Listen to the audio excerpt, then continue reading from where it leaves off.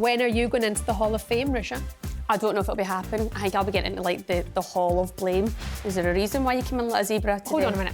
If you're going to come from my outfit, what the is that? Nothing really happens in a January window. It's all a bit snooze and boil. Two of my favourite Irish sporting legends. I can't stand clubs, industries that want control. I can't be controlled. Yeah, really? She said it was her over there. What are we talking about? The blackout should be lifted for women's football. Exclusive. 2/3 of pay for 14 weeks. 2/3 pay for 14 weeks? Exactly. I had an endorsement deal recently for a top player in the WSL, and it basically said, if the player becomes pregnant, we can terminate immediately. Wow. So endorsement deals are now probably close to maybe $1 million. Oh my God.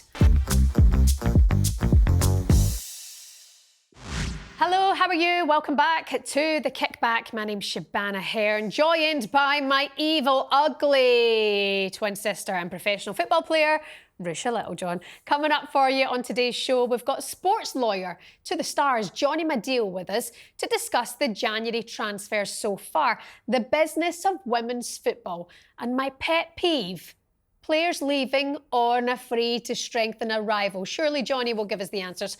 Plus, talkSPORT's reporter Uma Gurav speaks to the latest WSL Hall of Fame inductees, Alex Scott, Gilly Flaherty, Rebecca Welsh and Steph Houghton. All of that coming up for you. Stay tuned for that and much, much more. Don't forget to like, subscribe, get in the comments. We'll have a little chin wag. When are you going into the Hall of Fame, Risha?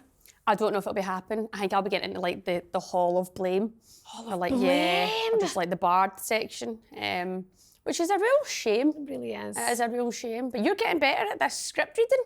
You've come a long way. I know. Definitely practice makes perfect. Not that I've read that already this morning. That was my first time. Was it? I'm now reading kids' books at night. So when I read to the kids, I just think it's helped me read better. And are you reading any safari books? Is there a reason why you came in like a zebra today? Hold on a minute. If you're going to come from my outfit, what the is that? It looks like someone on the top of your black top. Sorry, Bo, you're going to have to That's a lie. break That's that. not true. I look fantastic today.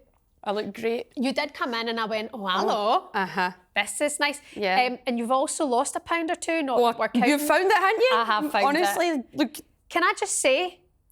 Yes. Can I just say? Get a close up of that, Here we people. go. This dress used to fit me, right? It used to fit me. This was after I had twins. Because your twins are about 18 now. I know. You can't sit down. So how stop come embarrassing yourself. I was fitter post twins than I am now? Don't know, because you can't stop eating, I guess. More tires than quick fit. Honestly. Seriously? Absolute Michelin man. And you come in here dressed like that for a start, but looking skinny. I'm stressed. Honey, you are stressed. There's a lot going on. I'd be stressed if I were you. There's a lot going on. But you know what? No one will dim my light. It's my new favourite saying. All right, calm down, Beyonce. Well, sorry. Right. Yes. So lots of things can't be talked. We won't. So it's quite difficult to. No words. No words on Risha's life. I sleep well at night. Let's Do put you? it like that. Oh, I do. Seriously though, like, I can't wait for when we can talk because,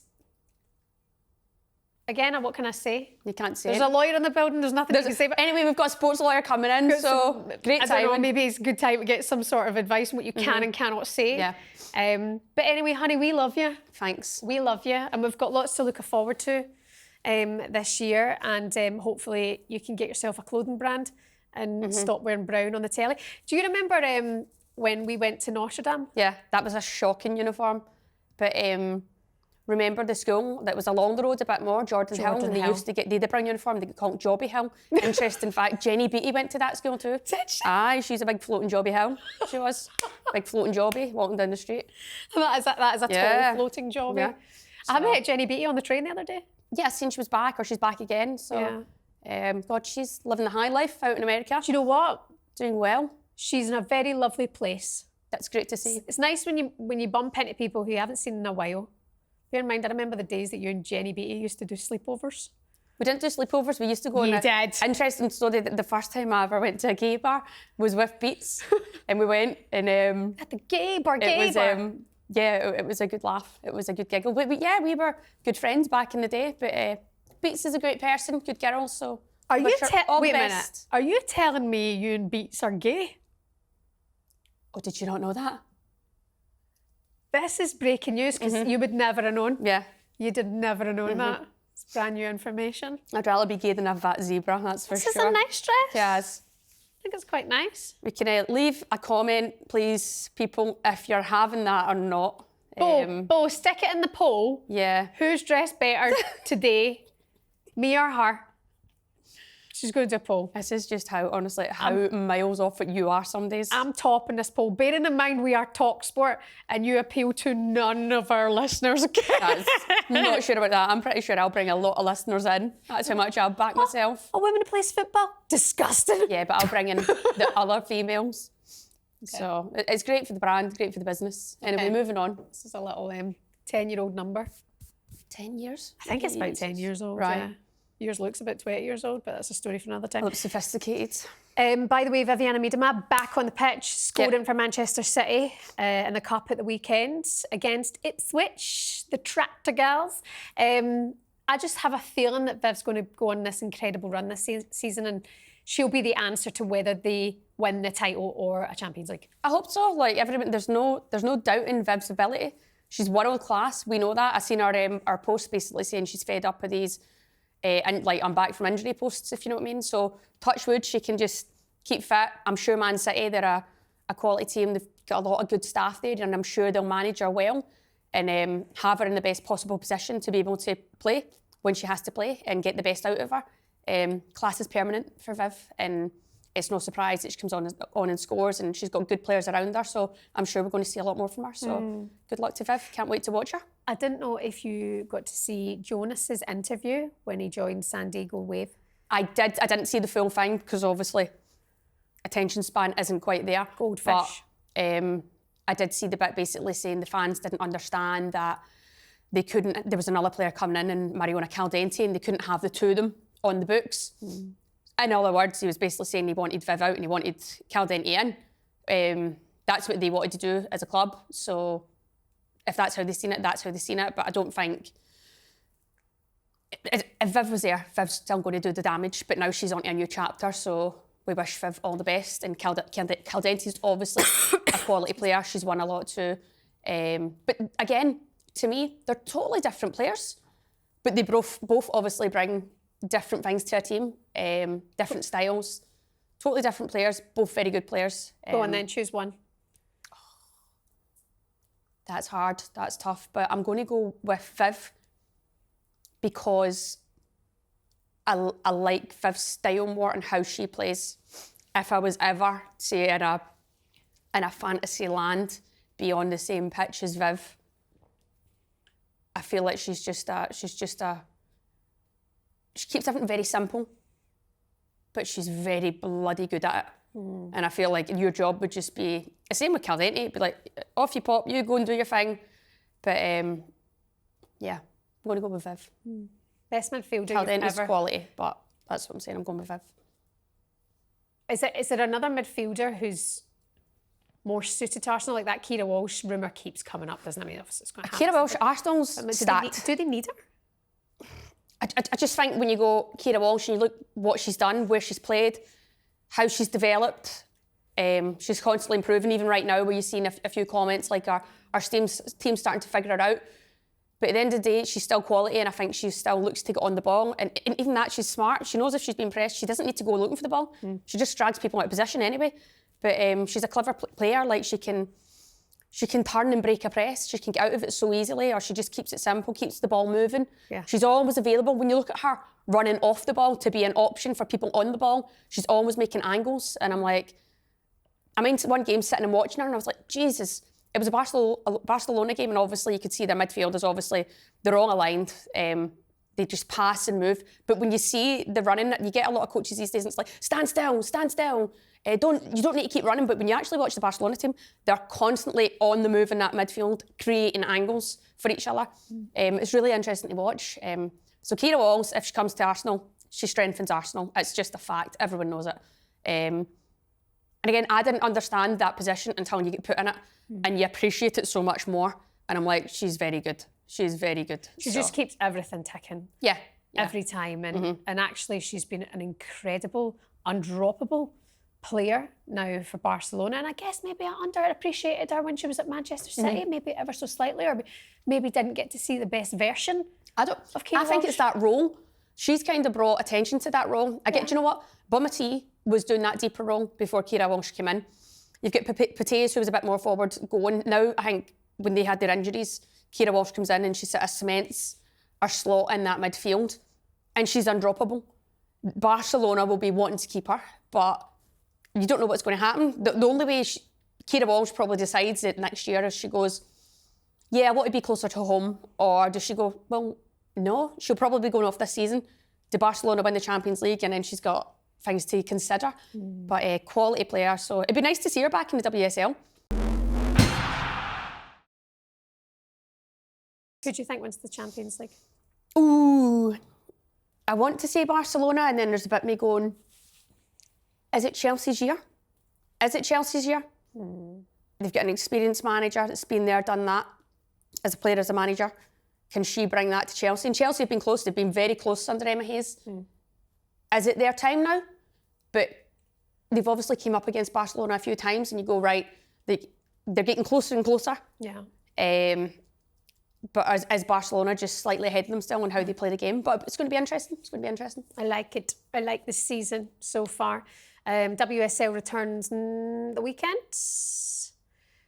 Is it, eh? It's the weekend. It was, because it was the FA Cup there, wasn't it? Yeah, so the FA Cup just gone, and 17th, that is this weekend, yes. The WSL returns. I wonder if there could be any interesting happenings before now and this weekend. Have you heard any rumours? I know you get information. I've heard nothing. In fairness, the January window, I've said it before, nothing really happens in a January window. It's all a bit snooze and boil. So hopefully I've just absolutely jinxed that. And when we leave this studio, it's going to hit the fan, and it's going to be players are going left, right and centre. Yeah. So fingers crossed for that. By the way, speaking of which on transfers, soccer Donna, Laura, who was with us last week, people loved it. We basically had what I'm going to see people do on social media before they have a baby, like a gender reveal. We had the reveal, what do we call it? The unmasking of Soccer Donna. Of Soccer Donna. So that was beautiful. Okay, we've got lots to come up for you on today's show. Coming up for you on the Kickback, sports lawyer to some of the biggest names in the men's and women's game. Jonny Madill will be with us in the studio. And Jonny is with us now. Hello. Hello, hello. This is new. This top? Well, is this new? Is this new? Not that we're criticising everybody's wardrobe today. Are we going to talk about fashion?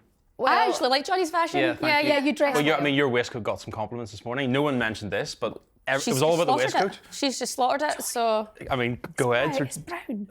I thought I'd wear green. Yeah, no, but yours you're is allowed nice. to wear green. It's good if you're wearing green, actually. With two of my favourite Irish sporting legends. Good. I'm glad you're here because, well, we need a lawyer in the house for things. Yeah. I'm not sure I'm the right one. Do you know any good ones? I know, yeah. The other guy wasn't available. We're still searching, yeah. So. But what's quite interesting about your role, Jonny, is this, what's really nice to have you here today, is that something I keep venting about and we keep discussing is the amount of players, high-profile players, who are kind of finishing at clubs and then going to strengthen a rival and they're leaving on frees. I mean, we're seeing it so often.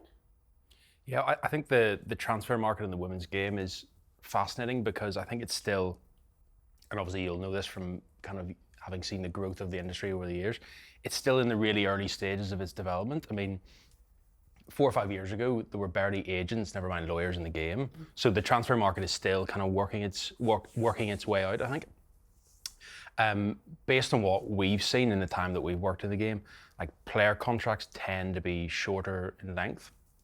And I'd imagine you would probably agree with that. You know, if you look at the men's game, you've got 4 or 5 year deals. Chelsea are offering 25-year deals. Yeah. But it seems like the cultural norm is almost 1+1, 2+1, maybe 3-year deals possibly. I don't know, would that be fair? I think that's fair to say, and I think we're only seeing the 3-year deals creeping in now.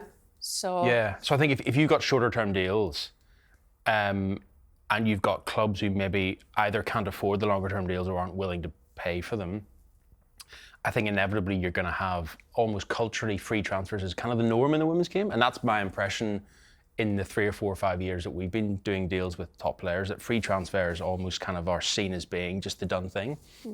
Now, obviously, I mean, you talk about it every week. We've seen transfer fees, which is exciting. We probably will see more, I'd imagine, based on the deals that we're seeing. But I still think there's that almost cultural shift needed away from where a player's a 2-year deal and then they either move on or sign a new deal, to actually being a little bit more creative about how transfer strategy is kind of put in place. What's been the change from your perspective and your day-to-days with women's contracts in terms of, is it really gone up? I mean, is it more stress now dealing with a women's contract than obviously it used to be? I guess if you look at probably the last 4 or 5 years that we've been working with players on the women's side of the game, everybody talks about the money coming into the industry. So you've obviously got like the broadcasting deals, sponsorship. Clubs are making more money from match day. The bigger clubs are putting more money into their women's team. There's investment from outside, private equity, et cetera, et cetera. And I guess to mirror that, yes, there has been a growth in wages and salaries and contracts. I would probably say, based on what we're seeing at Sheridan's, it's been a steady growth. I'm not sure whether we've seen a kind of exponential explosion of those salaries. There's still a massive disparity between what clubs are paying the top WSL international female players compared to the men's game for lots of reasons. So yes, there's been a growth in the player contract in terms of the numbers. I actually think the more noticeable growth that we've seen is the commercial deals. And in a way, if you take your generation, Risha, of kind of superstar players, of which you're obviously one. No. Like your generation is the first to have these or have created these kind of online social media brands. And obviously sponsors and brands are really excited about that because it's a perfect way of getting to a very exciting audience. So what we've seen is actually a pretty aggressive growth in actually the amounts of money that brands are willing to pay players under these commercial deals. So endorsement deals, ambassador deals. And what that has created, which I think is really interesting, which it'll be interesting to hear your views on it, is you've got this weird dynamic in the women's game compared to the men's game, in that top players in the women's game, from what we're seeing, and it's not by choice, they can actually earn more money from their off-field activities, their commercial deals, their image rights, rather than what they earn as a footballer. That is the complete opposite. That's the inverse of what we know in the football industry in the men's side, where, let's be honest, they earn the vast majority of their money from their player contract, and the commercial stuff is a nice top-up. Yeah. So that dynamic is interesting whenever we come to then negotiating with clubs, because clubs know that. So clubs know that whether it's Risha or players who have these amazing brands off the field, clubs want to tap into that and they want to almost control it. If they sat here, they'd say, oh, it's not about control, but it is about control. So that's a healthy tension.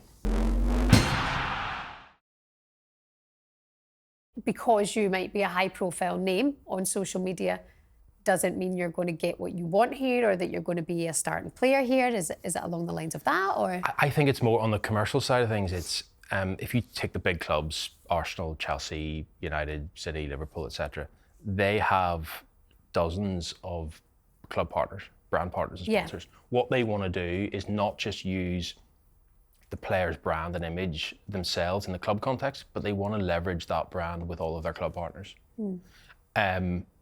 And what they will then say to the player in the contract is, by the way, we're paying you this money on a 2-year deal, 3-year deal, but you cannot do anything with any brands that compete with all of our club partners.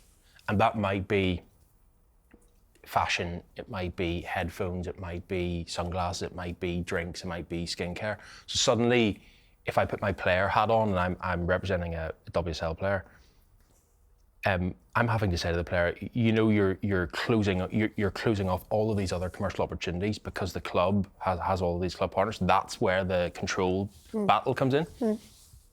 I mean, go on. Yeah, it's interesting. It's very interesting. Right now, I'd say it's only affecting the top players, isn't it? Like, because you can see that what you've touched on, like some teams, it's only the top teams that are paying good salaries. But I totally agree. You've got like the Lionesses, and after their Euros win, all of them were hot property. So they're obviously going, well, I can get this deal and that deal. But now our club's trying to stop that. But at the same time, I go, clubs' wages aren't setting players up for life. So if players get the opportunity to be a brand ambassador or whatever the sponsor is, that they go, yeah, that's good for me, they should be allowed to do it. And I hate this. I can't stand clubs, industries that want control. Yeah. And it's rife, especially in the women's game right now. Everyone wants control. And I can't be controlled. Yeah, really? That's. Yeah. But like the irony is that, I completely agree. The irony is that, again, your peers, like your generation, you've got bigger engagement levels and more followers than the clubs in some cases. Like that's there's an immediate imbalance there. So clubs are obviously trying to almost kind of rein back some of that control, and that's where the value of having good agents, good lawyers comes in on the player side, because actually these contracts, they start off as being very one-sided in the club's favour or the brand's favour, and that's where, again, if you look back to 4 or 5 years ago, like your generation of players, you didn't have the luxury of having an agent, never mind a lawyer, in most cases. So that's where I think the industry has healthily moved on in a positive way. Yeah, definitely. And I think obviously there's a lot of young players coming through, and the game's only going one way, so having people like yourself is going to be great for your business and for players coming through, because it's going to be, we're trying to make this normal, that people know and they're aware of their rights or what's best for them, and clubs can do one. That's how I'll finish that. I'm not sure that was the official line, but yeah, we'll It's not the official line, it's my official line. Yeah, that's According to a source, clubs can do one. but an unnamed source. Yeah, she said it was her over there. On that subject though, then if clubs are putting in more, they're bringing in valuable players, they're starting to make more of an income, they're starting to, for example, Arsenal, selling out the Emirates, okay, at a reduced ticket price. When will transfer fees start mattering to the women's clubs? Because for example, could men's clubs survive without transfer fees? Well, again, it goes back to the kind of transfer market that has developed over like decades in the men's game. The women's industry is kind of still trying to get to grips with what those transfer fees probably look like. I think we will start to see more transfer fees. I mean, what's the world record transfer fee? In fact, there's a quiz question. Say that again. What's the world record transfer fee in women's football? For women's football, Rachel Kundananji? Bang. Yeah. 1-0. I'm not a journalist. She I'm not a doesn't- sports journalist. Johnny, she doesn't even read anything. I'll say, what was the score at the weekend for your club? And she'll be like, couldn't I tell you? 735. Exactly, yeah. To the NWSL. Exactly, BAFC. But you could argue, I think, with teams right now, players that are out at the end of the contract, I think there's a stubbornness within women's teams that they would go, well, no, you're not getting a player for the end of the season. And they would rather lose out on the money. The player is then going to go there next season and sign with them. So why would they not take the money? Is it like they see that as a threat then because it could be helping another WSL team? So what's right there? Does that make sense? Yeah, I'm not sure. I'm not sure the right answer is there yet. Without sort of preempting what clubs might say, I don't know what your view is, but I wonder whether they may say, if you've got a player who's on big money and they're not playing every week, therefore their contribution to the team from an on-field point of view is lower than maybe they would expect it to be. Actually, maybe there's value in getting them off the wage bill and moving them on. But the counter-argument to that, as you've talked about before, is, well, and as you just mentioned, you're handing over a valuable asset, one of the best players in the league, potentially to a rival. I think one of the points that I've heard a few people in the industry mention recently, which is really interesting, and it's not about bashing clubs, because there are really good people who are running clubs in the WSL and beyond, but if you look at the transfer strategy in the men's game, without always going back to the men's game, like sporting directors have transformed that industry, because they are the best brains who bring together the best skill set in scouting, recruitment, data. Question to you is, do you think that the women's game have the equivalent kind of sporting directors who are taking a really creative approach to transfers, or is it a little bit more? Who's your manager want? Yeah, I mean, that's I don't know. it has to be what it is at the minute. Arsenal's the prime example of that. You know, if they had a sporting director, maybe it wouldn't have been. We know that Jonas liked the Scandinavian players, and we saw them come to the club. You know, with no disrespect, but you know, Stina Blackstenius has hit form at Arsenal, but she wasn't the ideal go-to striker, was she? A sporting director would have. I think in terms of like Stina has a lot of strengths and a lot of qualities, and I think Jonas seen that as we can add this to our squad and bring a different dimension. I think, albeit that was the kind of style and dimension he wanted, but did that suit the Arsenal style and the Arsenal way? But yeah, I agree on the challenges of actually valuing a player, and I think that's where the commercial piece comes into play again, because of the value that these top players will bring on the brand commercial off-field side of things, the market valuation needs to take that into account. It's not just about are they going to help us win a trophy and get promoted and get European qualification and win the league. It's actually about the value they're going to bring to selling tickets, to building the brand of the team. So that's another interesting layer, whether that's for a sporting director or commercial team or whoever. Do you manage that in contracts now? Say it as a high-profile player, are you able to say, well, this player would merit more because they're going to sell more tickets? I think that's massive leverage for player. I mean, contract negotiations, like as you guys know, because you've had negotiations yourself in your career, it's all about leverage. Really poor agents, I must say. Don't know if you've heard of them. Yeah, I think they're excellent, but I have to say that. I think they're fit. If I put my player hat on, I'm always looking for where there is leverage, and I think the commercial brand side of things go back to the healthy tension around or unhealthy tension around control. That's leverage for us on the player side of the fence. The challenge is how do you get data that supports that? Yeah. And there is like the football industry has access to pretty much data on anyone or anything, and I think that's and we're starting to see that creep into negotiations where actually, to your question, you've got data supporting the value that a player can add on the commercial side of things, which is really exciting. Which potentially then increases their wages. 100%. You would imagine 100%. fairly dramatically in the women's game. Yeah. That's the thing, Johnny. Like you're across men's football and now more recently of women's football. I would imagine you don't like to name drop, but working with, you know, household name players. So seeing that change now in women's football and contradicting what the men do, you know, it's quite fascinating, you know, and the fact that it's only going to go one way.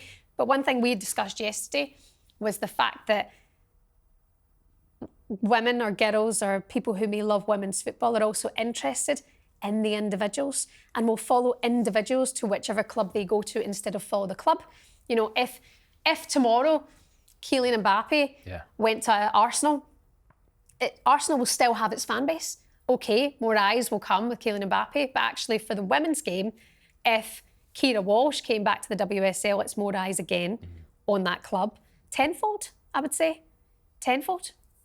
Yeah, that's where we've seen we've got the men's game and the women's game. We don't like to compare because there is a lot of differences there. The fan bases are different. I'm a Celtic fan, so I know Celtic songs, whatever, and everyone all around the world globally knows Celtic songs and they know about the team of Celtic. When it comes to the female side, you're going to have fans. You're getting a few of the people that go to the men's game now coming to watch the women's games. I think the majority that actually go to the women's games will probably get young children that are interested in football, stuff like that. And then you get access. Fans get more access to female players, whether that's having a conversation after a match, you sign something for them. If it's just giving them that bit of engagement, I know women's fans really feel valued for that. They feel like, I think it's a connection. They feel like they've got that connection with you, or they see that you're human. Men's fans don't have that engagement as much because men's players aren't as accessible. They're protected. Do you know what I mean? Yeah. They're not as accessible. You're seeing it change slightly in the women's games. You go to the Emirates. You go to, when Arsenal play at Boreham Wood, the players aren't always walking around. They'll walk around and clap the fans, but they're not engaging as much.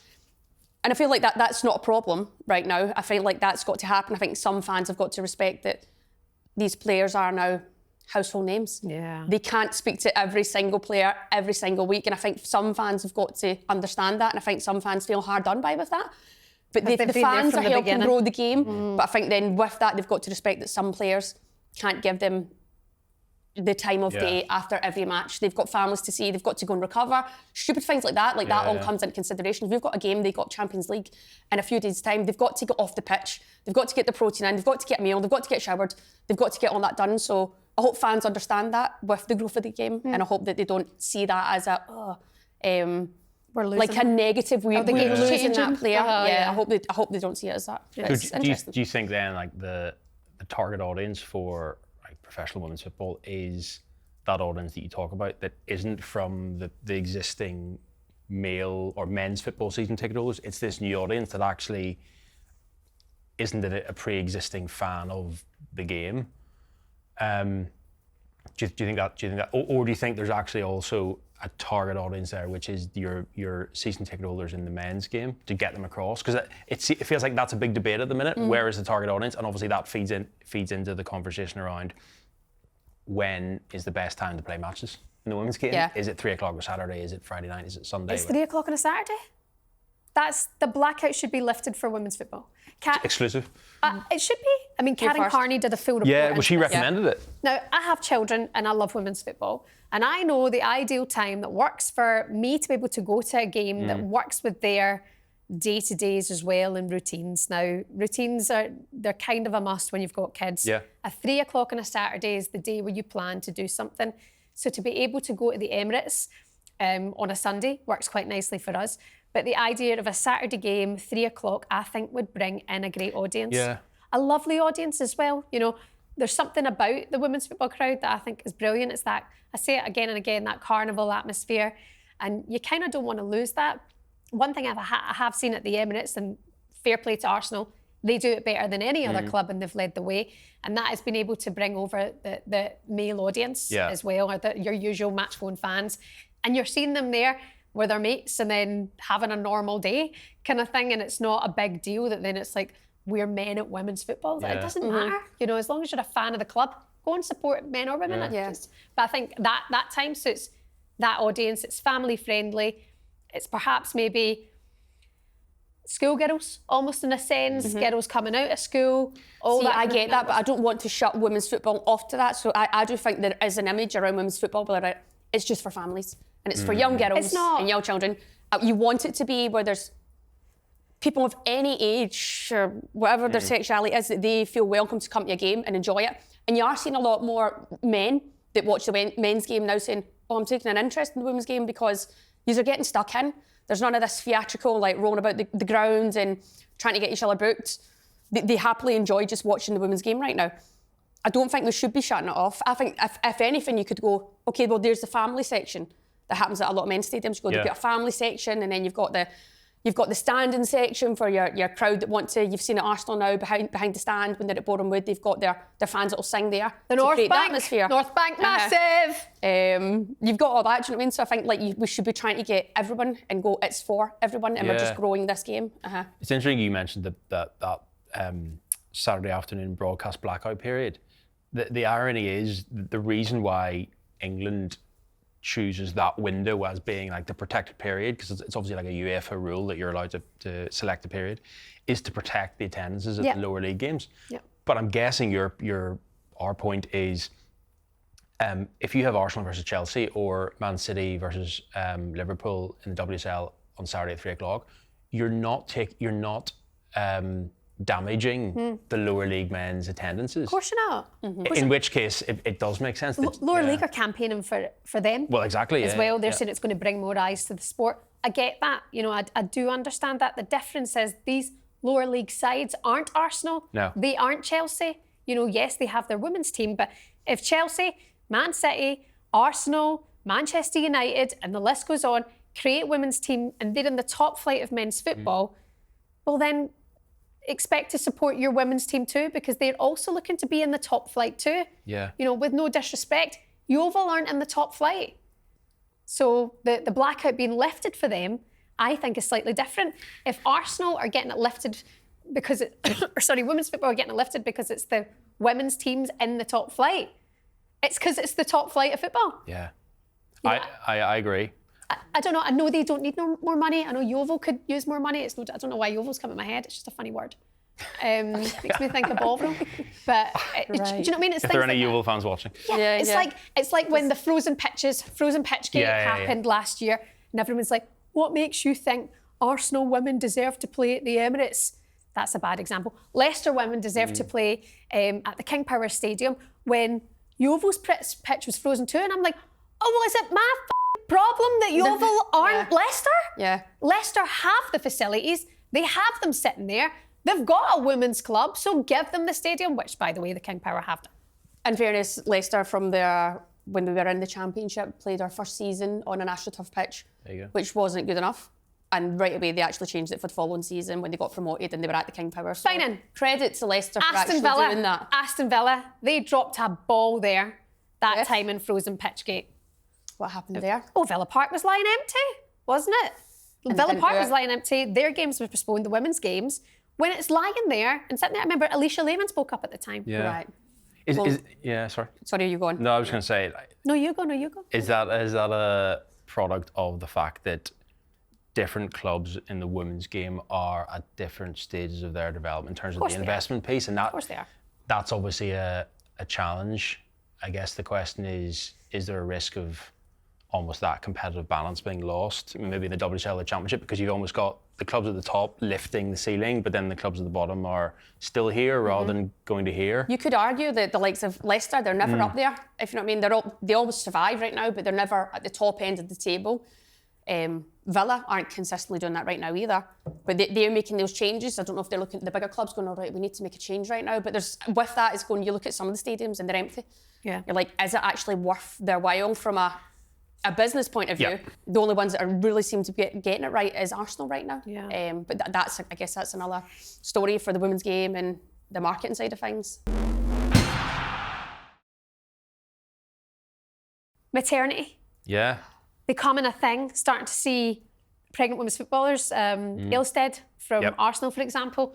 What's the situation now if I am, or say Russia, signs a new contract, whatever, can she get maternity written in there now and paid? Do you want to talk about your maternity position? Or? Well, I am expecting, if you didn't know, so... What are you it's an expecting? interest- I don't know. A breakdown. Cut. I'm sorry.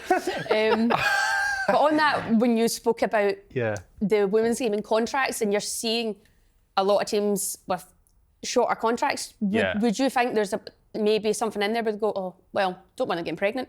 Well, it's funny you bring it up because it's a topical issue that has come up 2 or 3 times recently in our negotiations. So at a very basic level, a few years ago, FIFA improved the rules for female players, which I understand are basically 2/3 of pay for 14 weeks. So that's 2/3 pay for 14 weeks. exactly. That's it. Yeah. Is that the FIFA? That's the FIFA. That's the FIFA regulations. policy. Yeah. Yeah. Man, I'd So get we've you seen- maybe like some milk. We've seen AC Milan. Well, I was gonna they're mention going that. to lead the way now, aren't they? They've got a full creche and everything. Which is Yeah. interesting. We'd seen one of the top teams in the Championship recently have a talk about this. Yeah. And basically the owner's like, I'm not interested. We're keeping it the FIFA regulations. And you look and go, wow. Yeah. That's people that are meant to be at the top. Yeah, and the problem is FIFA's got 200 plus national associations. They're all at different stages of their journey of embracing women's football and giving it the attention it deserves. So different leagues and different associations are more progressive than others. So FA actually is probably slightly ahead of the curve because it's got 100% of pay for 14 weeks. But then you've got like the German league, which was behind the curve. I think they only brought their policy in line with FIFA like the end of last year, and they've got massive clubs. You've then got clubs like Milan, AC Milan, who are, as you say, putting their head above the parapet and saying, well, actually, we're going to be a pioneer here. I think they've said that if a player's contract is due to expire during that maternity period, then there'll be an automatic renewal, Nice. which is great. a That's huge nice, risk, yeah. huge risk for any player. But then you've got the NWSL, because they've got a collective bargaining agreement, and they've got like 6 months, and they've got all the benefits on top of that. So I think the maternity piece is a good example of where there's a lot of inconsistency, and that creates issues whenever you're negotiating contracts. But the other thing I would say, which is an even more important, or just as an important issue, is sponsors and brands. They're not bound by the FIFA rules or the FA rules or the football regulations generally. I had an endorsement deal recently for a top player in the WSL, and I was reviewing the contract, and I came across this kind of, you know, hidden clause at the back of the agreement, and it basically said, and this is a global brand that is holding itself out as being like pioneer for women's football, if the player becomes pregnant, we can terminate immediately. Wow. It's shocking, isn't it? I would look at it too and you go, if you think of the women's game, I know this is totally different, but if you think of the women's game right now and you think of injuries, what is the most common injury in the women's game? ACL. You're out for 9 months to a year. Yeah. Good point, Ru. Good point. Why do they get so touchy on this situation about female players getting pregnant? Well, yeah. Well, how did you respond to that? How do you respond to that in writing? It's that's one of those where like we gotta read it 3 times to make sure it actually says what you think it says, and then when you realise it does, you think that's got to be a mistake. That's got to be a mistake because that is reputationally. Yeah. I obviously can't say who that brand is, but reputationally that is. Disastrous. Unless it's a contraceptive brand, that's the only thing I could think. Which I imagine it's not. Like come on, Yeah. that's disgraceful behaviour. I think credit in NWSL right now because they're helping the women's players. They're going, okay, we'll help you check and see how fertile you are. We'll see how everything's working. We'll see, can we freeze your eggs? And that's part of your contract while you're at a club. Obviously, if you leave the club, I think that's then void. How it works unless you want to go away and pay separately. But yeah, insurance is a massive point. I mean, we're saying to our players that actually having more on the injury side, having insurance is obviously a massive benefit. But again, that's responsibility for clubs and leagues as well.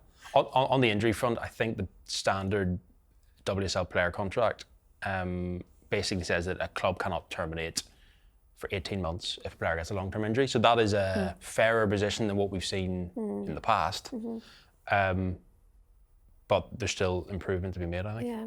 Jonny, just before we let you go, thank you for being here, but what's the biggest brand deal number over a year that you've worked with for a women's player? Highest number? So endorsement deals are now getting up to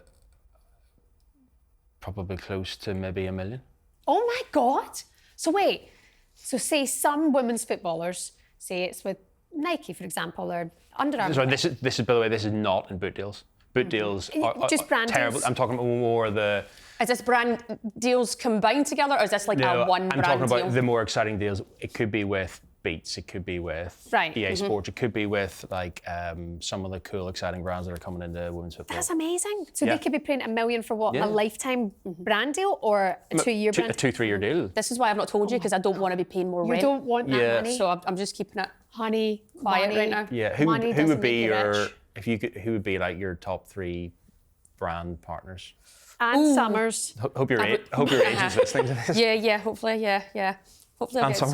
Yeah, Ann Summers will be up there for the collection and dildos and rabbits. I think we kind of got that from the title. Gathered that? Okay. Oh God, that's a great question. That is something to think of. That's for next week. And yeah. We'll think about that. Rush's brand deals. Cat brands. No. Cat brands. Yeah. Felix. Sheba. For my dinner. Name's in the title. I'll eat a tin of Sheba for my dinner. We were talking about face of cat food. I'll be those freaks I was just slagging last week that are out on the corners crawling and meowing. Weirdos. Oh, God. Anyway. Jonny Madill from Sheridan's, thank you so much for coming in today. Thanks for having me. It was great to get your insight, and hopefully we'll see you again soon. Thank you. Thank you, and hopefully Rochelle get what she needs from you to make a baby. In other news, last night, talkSPORT's Uma Gurav attended the Barclays WSL Hall of Fame celebration to catch up with the latest inductees. Here you go. Yes, how are we looking?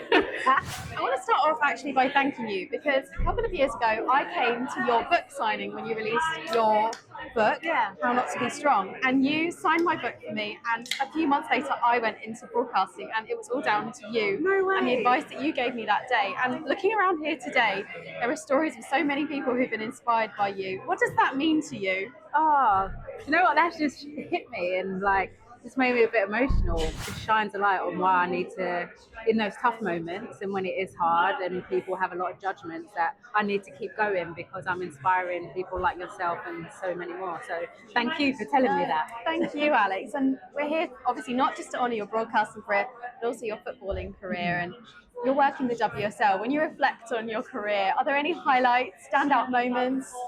I think, yes, straight away I think of 2007 when we managed to win the quadruple with Arsenal. It was a very special moment because we'd always been chasing that Champions League moment.